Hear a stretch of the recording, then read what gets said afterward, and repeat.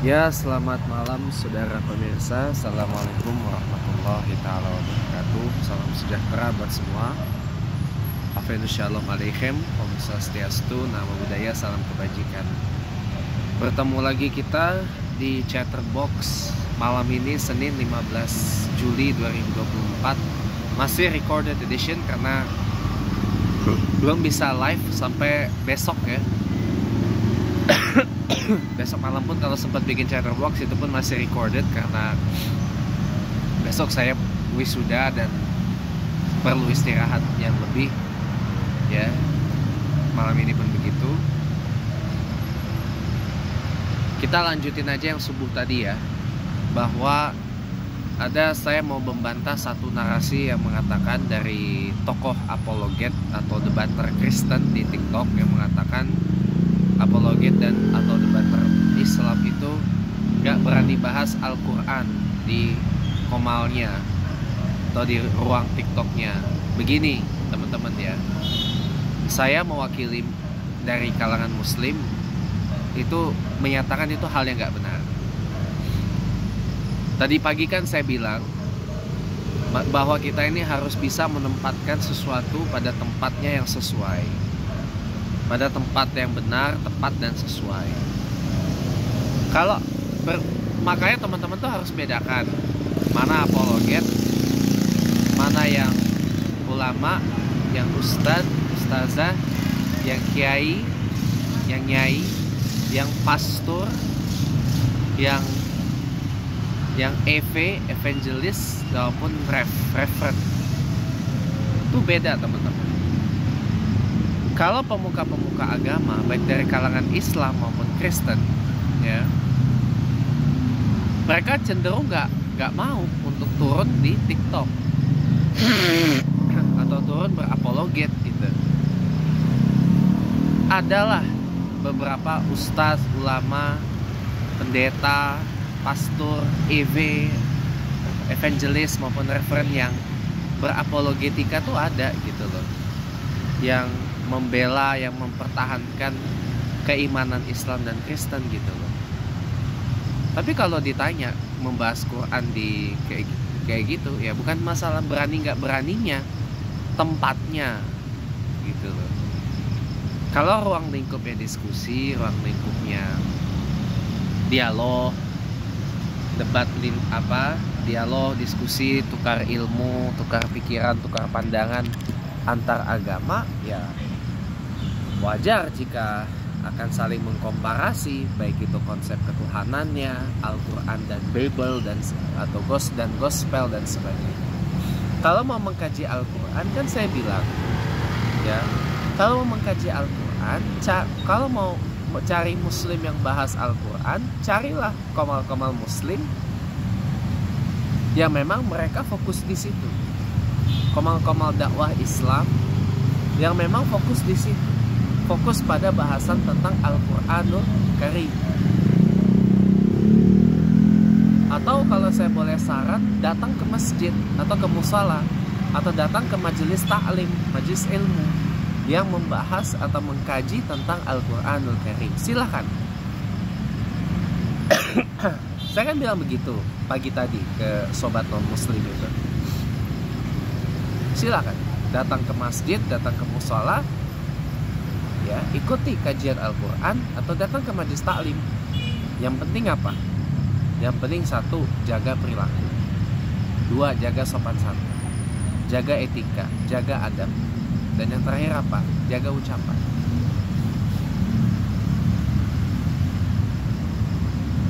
Ya, jaga sikap. Yang terakhir itu yang paling penting.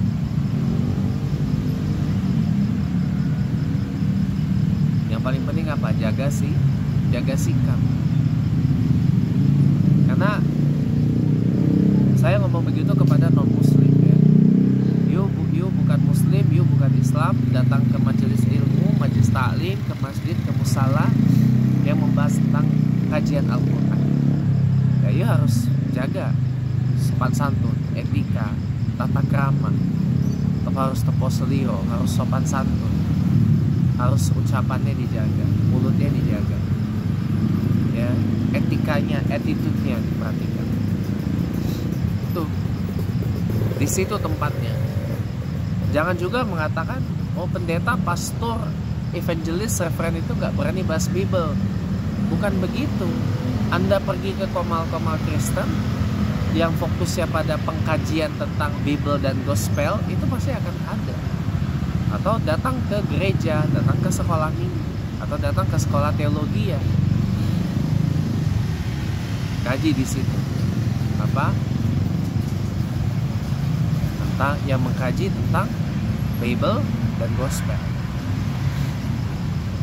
Itu tempatnya yang sesuai. Sebenarnya apa sih apologet itu? Yang kemudian menjelma menjadi debater. Debater itu artinya tukang debat, ya, pendebat.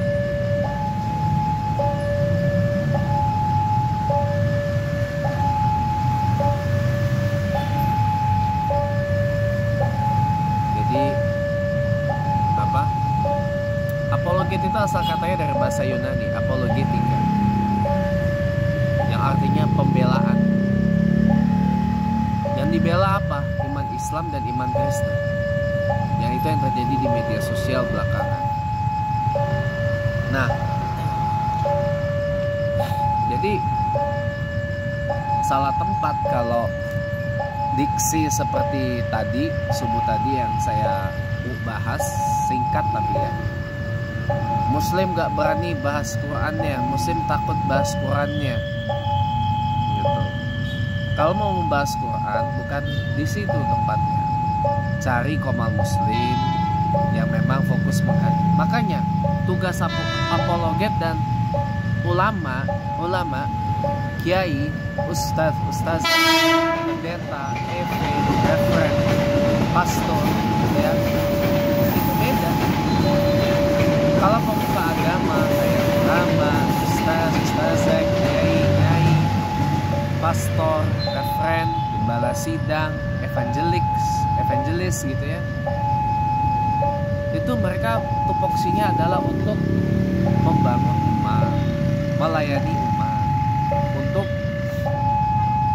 bagaimana memberdayakan umat itu, untuk membangun bagaimana antara umat beragama ini bisa guyup rukun, bagaimana umat beragama ini bisa berdaya saing dan sebagainya.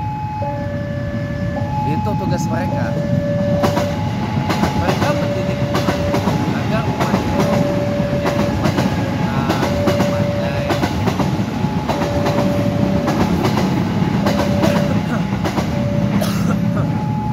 yang tercerahkan, gitu,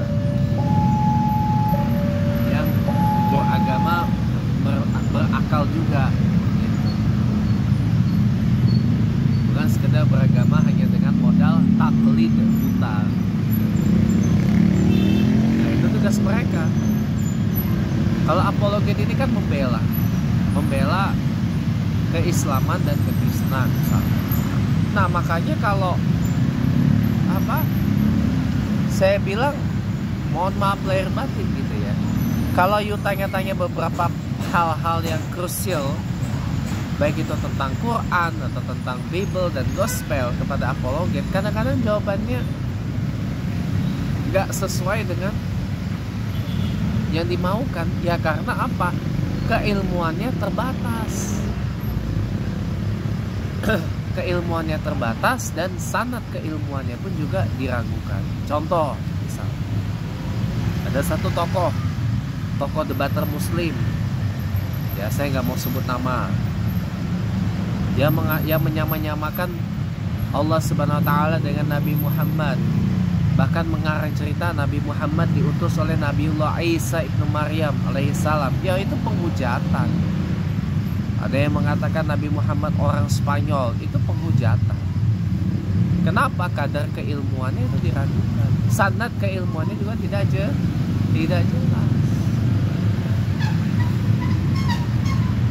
Gitu. Tidak jelas. Makanya kalau mau belajar tentang Quran, jangan ke apologet. Tanyakan ke para alim ulama. pada para ustadz, pada ustazah, pada kiai, pada nyai, pada habaib, pada sayyid, para syarif. Begitupun juga kalau mau menanyakan hal yang krusial tentang Bible dan Gospel, tanyakan kepada pendeta, pada pastor, kepada evangelis, pada referen, kepada minister, ya, minister, church minister, menteri gereja di situ. Itu pas. Jangan tanya ke apologet, apalagi cuman modal sekolah minggu. Ya jangan seperti itu. Maaf, saya jujur nggak suka dengan kayak gitu. Ya, jadi biasakan Pak, kita menempatkan sesuatu pada tempatnya yang sesuai. Kenapa saya perlu bersuara seperti ini? Ya, ada pula narasi yang mengatakan Kristen tidak berani bahas Bible di komal TikToknya. Enggak, mereka bahas juga Bible dan Gospel di komalnya. Ada itu, tinggal cari komal-komal Kristen yang memang benar-benar fokus pokok bahasannya adalah pembelajaran Bible dan Gospel. Ada kepada pengkajian Bible dan Gospel.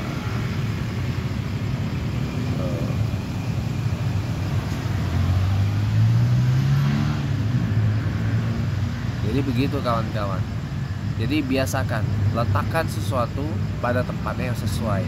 Para host komal TikTok itu saya bisa ngerti kenapa mengatakan, oh ya jangan kamu sermon, jangan kamu khotbah, jangan kamu ceramah di sini. Sehingga ada satu teman saya yang seringkali kena omel, oh ini si Anu nih maunya ceramah nih, bukan diskusi, ceramah dia ini. Ya bukan tempatnya. Bukan tempatnya yang sesuai. Bukan tempat yang sesuai. Masalah mau terima apa nggak terima, yaitu adalah urusan masing-masing. Contoh, saya menyatakan bahwa ajaran Kristen atau agama Kristen terlahir pada abad pertengahan pertama Masehi di wilayah Levant, yang sekarang ini menjadi Israel, Palestina, Lebanon, Irak, dan Jordan atau Yordania. Itu wilayah Levant, itu di Timur Tengah. Di Timur Tengah, di Middle East, di Padang Gurun. Paham sampai situ ya? Jadi bukan di Roma, di Romawi, lewat hasil konsili Nisea. Itu kan yang terlahir dari hasil konsili Nisea itu adalah ajaran Tritunggal, doktrin Tritunggal, yang lahir 325 Masehi, yang konon katanya itu adalah tafsir dari peristiwa kebangkitan Yesus Christ, yang seringkali diksinya tiga pribadi dalam satu hakikat. Kayak lahir ajaran Tritunggal itu. Jadi ajaran Kristen itu sudah lahir dari abad pertama Masehi di wilayah Levant. Itu di Timur Tengah itu, yang sekarang ini menjadi negara-negara yang tadi sudah saya sebutkan.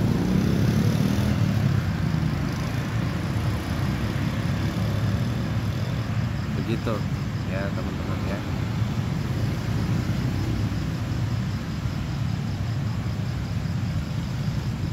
Saya curiga itu ada orang yang agak tunarungu ya. Dia lagi bicara sign language. Maaf ya. Aduh, mana dia? Oke. Ya, saya nggak itu tuh.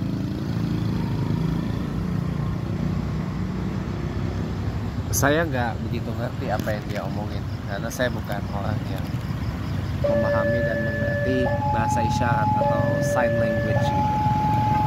Ada WA maksudnya. Ya, jadi kurang lebih seperti itu teman-teman. Jadi bedakan, harus bisa membedakan mana yang pemuka agama dan mana yang apologet agama. bisa membedakan. Gitu. Nah, ketika saya memaparkan data yang tadi, orang Kristen mau terima apa nggak terima itu terserah. Anggaplah saya ini sedang berbagi ilmu pengetahuan baru tentang contoh kekristenan. Ya, nah teman-teman berbagi apa yang kawan-kawan ketahui tentang Islam gitu misalkan. Bertanya, ya kita jelaskan. Begitu kita jelaskan, mau terima apa nggak terima, ya sudah. Yang penting tidak ada saling datang di sini.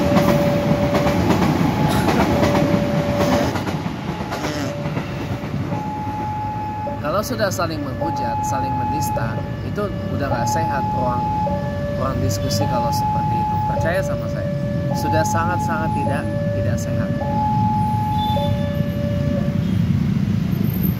Nah,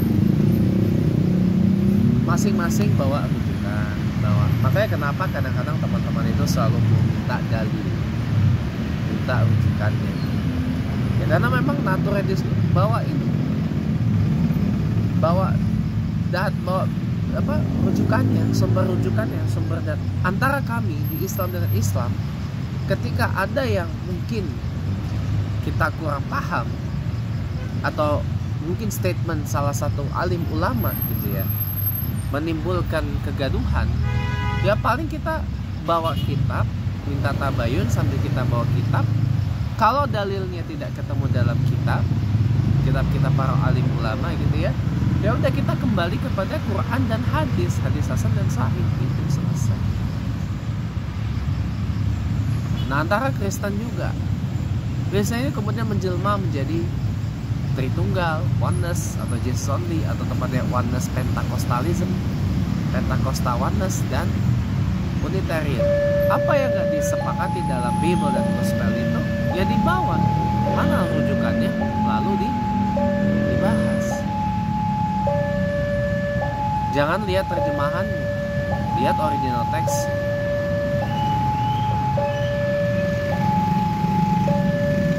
Itu kalau saya loh. Karena kalau saya terjun dalam dunia apologet itu buang-buang energi buat saya. Kenapa?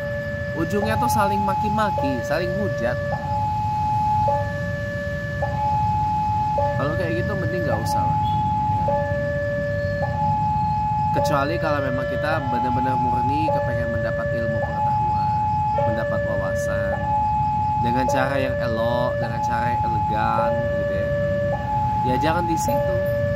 Mendingan kalau you mau belajar tentang Quran, tadi saya bilang datang ke alim ulama, datang ke kiai, datang ke nyai, datang ke ustaz, ke ustazah, kepada habaib,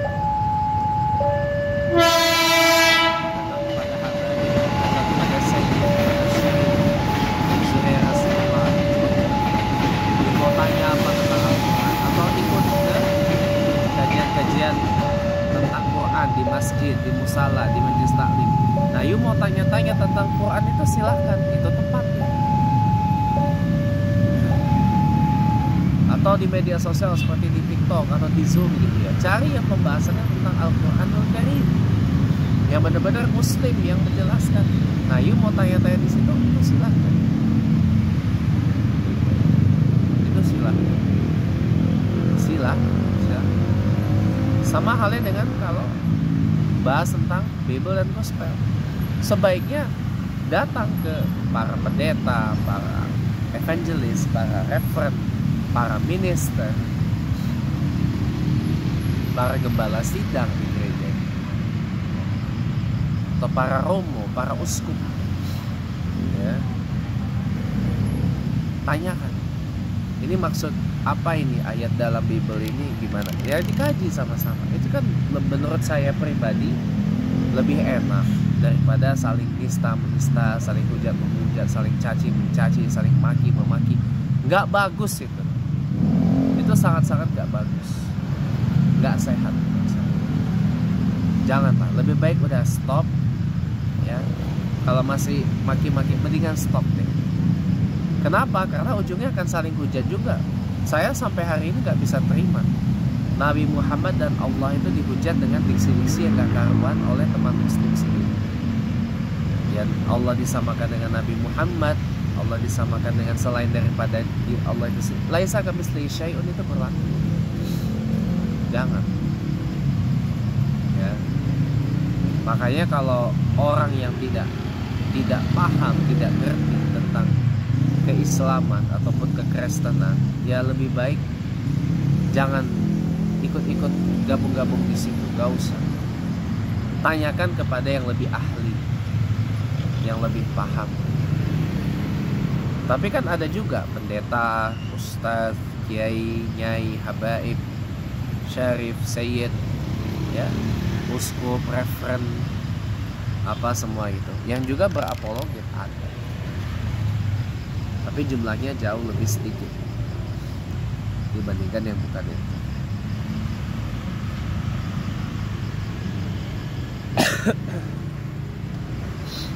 Ngantuk saya. Jadi itu ya teman-teman ya, untuk menjawab atau menanggapi sobat non muslim saya yang tadi bernarasi umat Islam tidak berani bahas Quran. Berani kok, cuman tempatnya itu kudu disesuaikan. Tempatnya disesuaikan. Kalau memang bukan tempat untuk kajian Qurani, ya bagaimana? Anda kalau ketemu dengan so-called kristologi itu adalah orang-orang yang mempelajari dan mengkaji ilmu-ilmu kekristenan. Ya wajar kalau yang bukan Kristen bahas Bible karena memang mereka kristolog tulen. Lah sama halnya orang Kristen bahas Islam, karena memang mereka itu Islamolog. Orang yang mempelajari tentang Islam. Begitu aja. Simple, sederhana. Kalau mau belajar tentang Quran, tentang Bible, tentang Gospel, jangan ke kristolog, apalagi Islamolog. Gak usah. Kurang pas. Cari pemuka aja. Cari orang yang lebih berkompeten. Nah kalau saya ya, sekedar itu pun hanya yang sekedar saya tahu aja. Tapi kalau mau yang lebih detailnya, tanyakan kepada orang yang lebih ahli di bidang. Misal nih, Anda tanyakan tentang apa itu, apa kandungan, apa maksud dari Yeremia 4:22. Ya saya nggak tahu. Tanyakan kepada orang yang lebih ahli. Tapi kalau Anda tanya saya, bagaimana kira-kira strategi PD Perjuangan untuk Pilkada serentak 2024 ini, itu baru saya bisa jabarkan. Karena basic saya adalah seorang politisi, seorang aktivis politik yang ngomongnya politik terus. Kalau pendebat pun saya pendebat politik. Ya. Gitu teman-teman ya. Jadi ya mungkin ini aja sedikit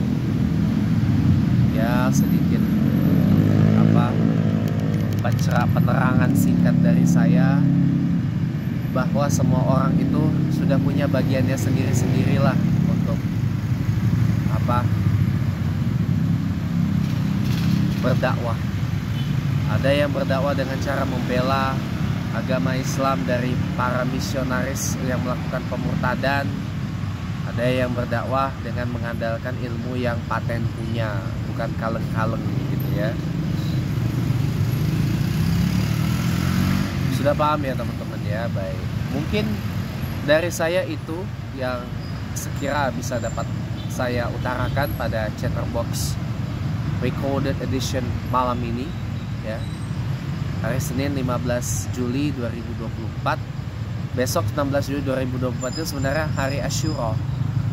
10 Muharram 1446 Hijriah. Saya juga sebenarnya pengen puasa, tapi karena besok saya wisuda ya udah, jadinya nggak bisa gitu.